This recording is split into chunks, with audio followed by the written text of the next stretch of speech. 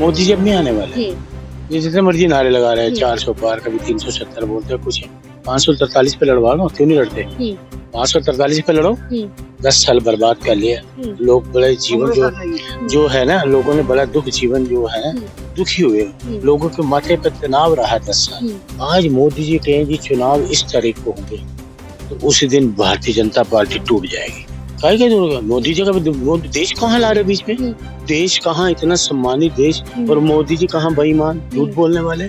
Finance minister आपकी, मैं लहसुन नहीं खाती, मैं प्याज नहीं खाती, आज लहसुन 600 रुपए किलो। जेल के पीछे ये भारतीय जनता पार्टी के लोग जाएंगे। कांग्रेस ने पहले 70 साल राज किया है। देश के लोगों के कांग्रेस पे विश्वास है, राहुल गांधी पे विश्वास है, खड़गे साहब पे विश्वास है, ओपोजिशन पे इंडिया गठबंधन बना, उस पे विश्वास है देश के लोगों को। सटीक खबरों का सीधा असर। आप देख रहे हैं एनसीआर समाचार, खबर भी असर भी। रितेश मंगवाना और आप देख रहे हैं एनसीआर समाचार। 2024 लोकसभा चुनाव को लेकर भाजपा की पूरी तैयारी है। अप्रैल में चुनावों की घोषणा भी हो जाएगी। सीट शेयरिंग के लिए विपक्ष की भी रणनीति जो है वो बन गई है कि कितनी सीट शेयरिंग होगी और अखिलेश कहां से लड़ेंगे, और जितना मतभेद था वो भी साफ तौर पर बादल उससे छटते हुए नजर आ रहे। पर देखना यही होगा कि लोकसभा चुनाव इस बार कौन जीतेगा, क्योंकि मोदी जी 400 पार का नारा लगातार देते जा रहे हैं और विपक्ष भी कह रहा है कि इस बार हम ईवीएम से चुनाव होने ही नहीं देंगे, बैलेट पेपर से चुनाव होंगे। तो लोकसभा चुनाव को लेकर हमारे साथ अरुण मलिक जी है। विपक्ष की आवाज आपने देखा लगातार बुलंद करते रहते हैं, तो इनसे जानने की कोशिश करेंगे। लगातार विपक्ष अपनी दलीलें दे रहा है कि भाई इस बार हम आने ही नहीं देंगे, 24 में जमानत भाजपा की जब्त कर देंगे। क्या सोच रहे हैं मलिक? ओपोजिशन बिल्कुल ठीक कह रहा है, सच बोल रहा है। मोदी जी अब नहीं आने वाले। ये जितने मर्जी नारे लगा रहे हैं, 400 पार, कभी 370 बोलते हैं, कुछ 543 पे लड़वा लो, क्यों नहीं लड़ते? 543 पे लड़ो। आदमी नहीं है आपके पास, नेता नहीं है आपके पास, क्यों कभी 371 कहते हो, कभी कुछ कहते हो? और किसी बात में तो दम रखो। लोग अब जो है ना 24 में नहीं आएगी मोदी सरकार। 10 साल बर्बाद कर लिया।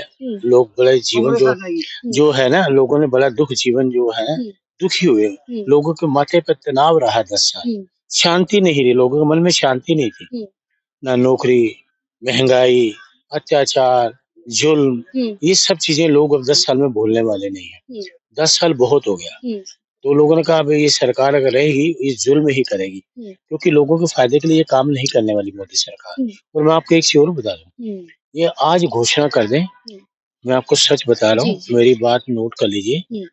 आज मोदी जी कहें जी चुनाव इस तारीख को होंगे, तो उसी दिन भारतीय जनता पार्टी टूट जाएगी। सारे नारे जो इनके है ना, सारे खोखले साबित होंगे। ऐसे क्यों? आपके पास कौन सी खबरें आ रही हैं? मेरे पास भी मेरे सूत्र हैं। अच्छा। बड़े अच्छे सूत्र हैं, बताते हैं हमें भी। जैसे गोदी मीडिया बोलता है हमारे सूत्रों से हवाले से खबर आई, ऐसे मेरे को भी सूत्रों से हवाले से खबर है। ये दो फाड़ हो जाएंगे। क्योंकि जिन लोगों को मान्यता नहीं दी मोदी जी ने 10 साल में, इज्जत नहीं करी, किसी को मंत्री पद नहीं बनाया, उनको जुमलेबाजी करते रहे, वो खिलाफ हो गए इनके। आज घोषणा दी, आधे लोग चले जाएंगे, वो मोदी का विरोध करेंगे। अगर ये इतने ही दमदार हैं तो 543 पे लड़े नहीं आदमी। आपको मैं वो चीज बता दूं, आज घोषणा हो जाए शिवराज जी की अपनी तूती बोलेगी, वसुंधरा राजे की अपनी तूती बोलेगी। वो अब इस पे विश्वास नहीं करेंगे मोदी जी। पर मोदी जी का विरोध तो देश का विरोध हो गया ना? क्या? काहे का होगा? मोदी जी का देश कहाँ ला रहे बीच में? देश कहाँ, इतना सम्मानित देश, और मोदी जी कहाँ बेईमान झूठ बोलने वाले, हेरा फेरी करने वाले मशीनों में। देश को मोदी जी से मत मिलाइए। देश उत्तम है, सबसे बढ़िया देश है हमारा। देश बड़ा है, उसके बाद सारी चीजें हैं।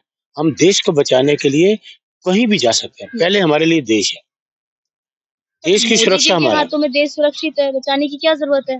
बड़ा अच्छा है। आपने चाइना हमारे घर के अंदर आ गया, आपने जुल्म देखा, मणिपुर में जुल्म देखा, आपने ये देखा आईटी सेल का जुल्म देखा, जो कैसे कैसे किडनैपिंग की, कैसे कैसे बलात्कारियों को छोड़ा जा रहा है। 15 साल में अभी तक मोदी जी मणिपुर गए नहीं। वो भी तो माँ है, वो भी राज्य हमारा माँ है, भारत माँ है, निवस्त्र घुमाया जा रहा है। तो ये है मोदी जी का शासन। महंगाई कहाँ है? वो जो फाइनेंस मिनिस्टर आपकी, मैं लहसुन नहीं खाती, मैं प्याज नहीं खाती, आज लहसुन 600 रुपए किलो, काजू के बराबर पहुंच गया। गरीब मजदूर, गरीब आदमी, झुग्गी झोंपड़ी वाला वो लहसुन, अदरक, टमाटर चटनी से खाते थे, सुबह मजदूरी करके आते हैं। वो बेचारे उसको उसके हाथ से आपने वो भी छीन लिया, लहसुन ही छीन लिया। पर ये तो अब चलिए तमाम आरोप जो भाजपा, सुनिए ना मलिक जी, सवाल सुन लीजिए। तमाम आरोप अब लगा रहे हैं भाजपा की, महंगाई बढ़ी है, युवाओं को रोजगार नहीं मिला है, महिलाओं के साथ अत्याचार हुआ है। पर जिस तरीके से सीबीआई, ईडी का छापा लगातार विपक्ष पर पड़ रहा है, क्या लग रहा है 24 तक विपक्ष बाहर रह पाएगा या जेल के पीछे ही देखने को मिलेगा? जेल के पीछे ये भारतीय जनता पार्टी के लोग जाएंगे, क्योंकि 24 सरकार कांग्रेस की बनेगी और ईडी सीबीआई को कहीं कुछ नहीं मिला अभी तक। जितने मर्जी छापे मार लें, अरे छापे मारो ना इस पे अपना बीसीसीआई के अध्यक्ष शाह के बेटे के वहां छापा मारो, रामदेव के वहां छापा मारो, जो काले धन के बाद सलवार कमीज पहन के भाग गया था। योग गुरु है ना? काहे के योग गुरु? योगी व्यापारी बन गया, योग छोड़ दिया। जब सरकार थी तब तो वो योगी थे, के लिए तो कोई अपना व्यापार किया है ना? तो सारा कुछ व्यापार उनका। काला धन वहाँ, काला धन कहाँ, बड़ी बातें करते थे बस में आके। कहाँ पूछे मोदी जी को, मोदी जी किसान बैठे हैं धरने पे, अपना हक मांग रहे हैं, दीजिए। आपने कील क्यों गाड़े? आपने सुनिए, आपने कील क्यों गाड़े? किसानों को अंदर क्यों कर रहे हो? गोली आंखों में क्यों मार रहे हो? गया रामदेव, कोई इनका नेता बोला? मोदी जी में किसी नेता में हिम्मत है मोदी जी को बोले? मोदी जी तो बोल रहे हैं किसानों के लिए सबसे ज्यादा काम किया है, सम्मान निधि दी है। और देखो ये किसानों को अंदर कर दिए काम है ना? किसानों को गोली मार के अंदर कर दिए, बहुत बड़ा काम है। किसान अपना दाम मांग रहे हैं, उनको दाम नहीं दे रहे। 700 किसान शहीद हो गए, 750 किसान, उनको पहले बेवकूफ बना के भेज दिया झूठ बोल के।